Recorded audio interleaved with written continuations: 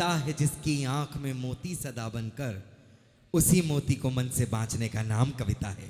एक बार मेरे सामने जितने भी लोग बैठे हैं अपने दोनों हाथों को ऊपर ले जाएं और अब जोरदार तालियों में तब्दील करके हमें अनुमति दे दें कि हम आज का ये समारोह आरंभ कर सकें, इसका आगाज कर सकें। मेरे सामने ये इतने सारे चलचित्र वाहक खड़े हुए हैं। हाँ, बिल्कुल ऐसा महसूस हो रहा है जैसे माँ सीता का हरण होने वाला हो और कई जटायु एक साथ आ गए हों। हाँ, यदि संभव हो तो आप लोग भी इन्हें कैमरों को लगा करके बैठ जाएं ताकि जनता से हम लोग बातचीत कर सकें। मेरा अपना मानना दोस्तों ये है कि निश्चित तौर पर ये तमाम वो बड़े चैनल्स हैं जो इस पावन प्रतिष्ठा को पूरे विश्व तक लेकर के जाते हैं, लेकिन मेरा अपना मानना ये है कि घर में बैठ करके इस कवि सम्मेलन का या इस प्रतिष्ठा का आनंद लेने से ज्यादा अधिक आप लोगों का आनंद बनता है जो अपने सुख छोड़ करके मेरे सामने यहाँ पर बैठे हुए हैं। आपकी तालियां घनघोर हो तो हम लोग आरंभ करें आज की संध्या को। एक परिचय मैं इन कवियों का आप लोगों तक पहुंचाना चाहता हूं। जयपुर में हम लोग हैं, जयपुर राजधानी है राजस्थान की, तो ऐसा अनुभूत होना चाहिए कि ऐसे गुरुदेव का आप लोगों को पावन सानिध्य मिला जिनके संदर्भ में अगर हम लोग कुछ भी कहें तो ऐसा लगता है कि जैसे सूर्य को हम लोगों ने कहीं कोई छोटा सा दीप दिखा दिया हो, जिनका अनुसरण करके वर्तमान में मैं कहना चाहूंगा कि वर्तमान में ऐसे गुरुदेव की उपलब्धि हम लोगों के लिए होना अपने आप में एक बहुत बहुत बहुत बड़ी बात होती है। प्राकृताचार्य जिनके नाम के आगे लगा हो, जिन्होंने नब्ज जानी हो, जिन्होंने नब्ज देखी हो हमारे धर्म की, ऐसे गुरु का सानिध्य आप लोगों को मिला है। एक बार पूरा सदन मेरे साथ जय घोष करे और गुरुदेव इस समय जहां पर तपस्यारत हो उनको खलल महसूस होना चाहिए कि जयपुर में जितने उनके श्रद्धा अनुरागी भक्त हैं उन्होंने इस समय उनको याद किया है, उनका स्मरण किया है। बोले पूज्य गुरुदेव सुनील सागर जी महाराज की। आप सबसे ज्यादा आवाज तेज मेरी आ रही है, भले माइक मेरे साथ है। मैं चाहता हूं कि वो आवाज गूंज जाए जिससे कंपित होने लगे धरती। बोले पूज्य गुरुदेव श्री सुनील सागर जी महाराज की। बहुत बहुत आभार। इस जय घोष के साथ हम लोग इस समारोह को आरंभ करें। एक परिचय मैं इन कवियों का आप तक पहुंचाना चाहता हूं। हमारे बीच ये जो बाईं ओर बैठा हुआ है ये देखने में बालक सा है। हाँ, इसको अगर आप देखें तो ये मानेंगे कि इसका सही से लालन पालन नहीं हो सका। ऐसा श्रेष्ठ कवि, ऐसा श्रेष्ठ व्यक्ति जिसको लाफ्टर शो में आपने अनेक अनेक बार देखा होगा, छोटे पैकेट में बड़ा धमाका हमारे साथ है। मैं चाहता हूं जोरदार तालियां लाफ्टर शो के चैंपियन चेतन चर्चित के लिए आए। इतनी तालियों में वो घबरा जाता है। उसके ठीक बराबर में एक आदमी आपको दूल्हे जैसा दिखाई दे रहा होगा, जो अपने साथ राजस्थान की परंपराएं लेकर के चलता है, जो आप लोगों को मुस्कान बांटने के काम आता है। ऐसा केसर देव मारवाड़ी बड़ा रचनाकार इस मंच पर मौजूद। मैं चाहता हूं कि तालियां घनीभूत हों, आपकी तालियां उठें और उनका हम लोग इस्तकबाल करें, उनका सम्मान करें, उनका स्वागत करें। मेरे दाहिने ओर एक कवि ऐसा बैठा है जो चितचोर है।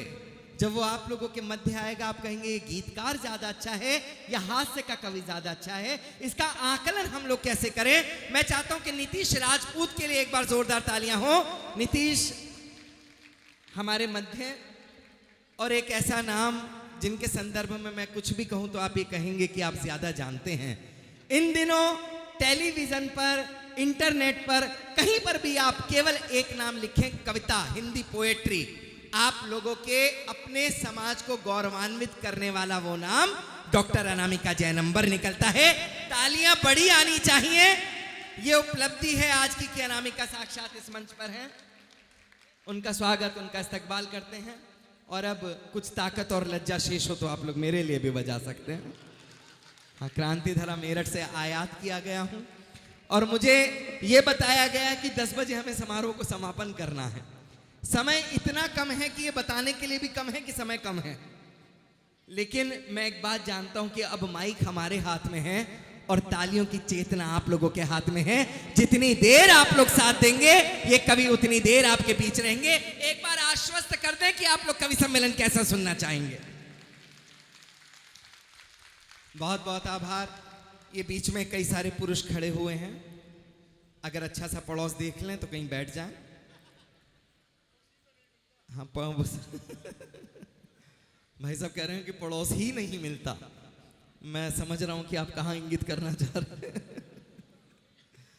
आइए विधिवत इस कार्यक्रम को आरंभ करते हैं। ये हमारी परंपराएं। नितिन भैया जी बैठे हैं शायद मेरे सामने।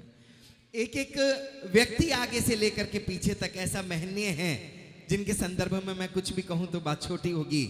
आइए विधिवत इस कार्यक्रम को आरंभ करते हैं, आगाज करते हैं इस कवि सम्मेलन का। ये छोटा सा बच्चा पूरी रात ऐसे कवि सम्मेलन सुनता है, हर कार्यक्रम में आता है, हर। इसके पापा मंच पर हैं। बेटा मंच पर आना है आपको, आइए आइए। ये देश का भविष्य है लेकिन हमारा वर्तमान चौपट कर सकता है। नहीं, बच्चों से हमें बहुत डर लगता है। एक स्कूल में कवि सम्मेलन हो गया, एक छोटी सी बच्ची आ गई रोते रोते मेरे पास। मैंने कहा बेटा रो क्यों रही है? बोले जी यहाँ के जितने भी बच्चे हैं मुझे बुआ जी कहते हैं। मैंने कहा बेटा इतनी कम उम्र में बुआ जी क्यों कहते हैं? बोली पिछले दिनों एक कार्यक्रम हुआ था, मैं उसमें बुआ बन गई थी, तब से सारे के सारे बुआ जी कहते हैं। मैंने कहा तू परेशान मत हो, कार्यक्रम आरंभ होगा तो मैं सबको मना कर दूंगा। मैं स्टेज पर पहुंचा, वो बच्ची भी मेरे साथ स्टेज पर आई, हाथ पकड़ करके माइक तक पहुंचे हम। सामने तमाम बच्चे ऐसे बैठे थे जैसे आप बैठे हैं। मैं आया माइक पर और चिल्लाते हुए बोला, कौन कौन ऐसे बुआ जी कहता है, खड़े हो जाएं।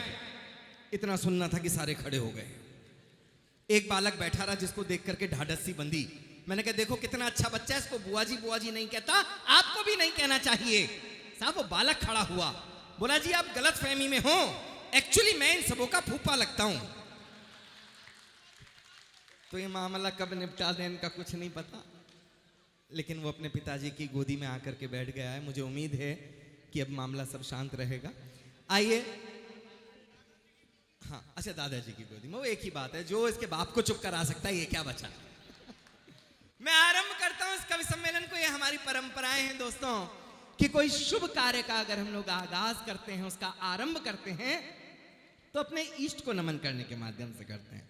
और जब ये पावन पुनीत मंच गुरुदेव का सानिध्य जिसने छुआ हो, महसूस किया हो, ये वो पावन पुनीत मंच जिसने एक पत्थर को प्रतिमा में तब्दील होते हुए देखा हो, कल सुबह मोक्ष होगा भगवान का, एक पत्थर का अंश हमारे लिए पूज्य हो जाएगा, वो परिकल्पना इस मंच ने जी है।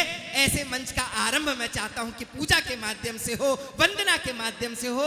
मैं आमंत्रित करना चाहता हूं, आवाहन करना चाहता हूं मां शारदे का कि वो भी इस मंच पर आए, और उसके लिए अनामिका अंबर की यहाँ पर उपस्थिति होती है। उनका अपना क्रम आएगा जब वो कविता पढ़ेंगी, लेकिन मेरा मन ये है कि वो आए और माँ का आवाहन करें, वो आए और भगवान महावीर की वंदना के माध्यम से आज के समारोह का आगाज करें, इसका आरंभ करें। और आप लोगों की तालियां मेरे निमंत्रण को और अधिक सशक्त बनाएं कि प्रीत के दीपक जगाने आ गए हैं, आपको अपना बनाने आ गए हैं, और वंदना मिलकर करो महावीर की वंदना के स्वर सजाने आ गए हैं। जोरदार तालियों से आमंत्रण दें डॉक्टर अनामिका जैन अंबर आपके।